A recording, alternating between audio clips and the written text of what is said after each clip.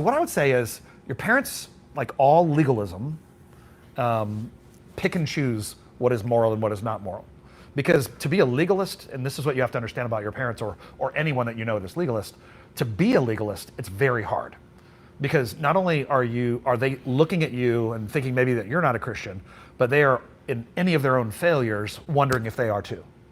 And so what I would say is have patience with them as much as you can. I mean, there is a difference between, people who are, they have a theological opinion about where you're at in your life, or maybe it's coming from a good heart. They're trying to, get you back in the church. I don't know what the situation is, Crystal.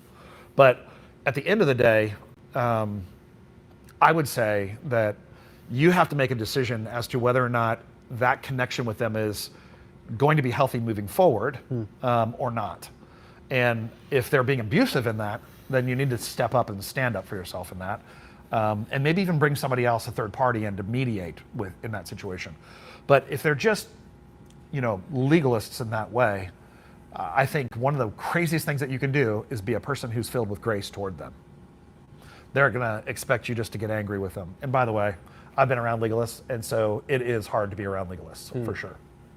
Yeah. What would you say about that? I think Harry Potter's a great movie.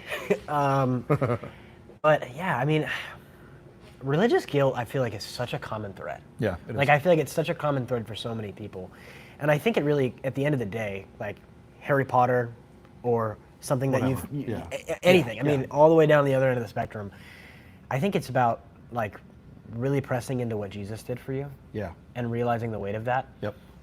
I think when you can kind of understand that, one of my favorite things that I read recently was I was reading this thing that was talking about how, if you were the only person on earth, Jesus would have done it for you. Yeah, he would have died for you. And I really, really, really love that idea that, like, you're not barely making it in. Like, God extended his love to you in like this gracious way. And so there isn't really out-sinning God's grace. You can't out-sin God's love. No. It's just not going to happen.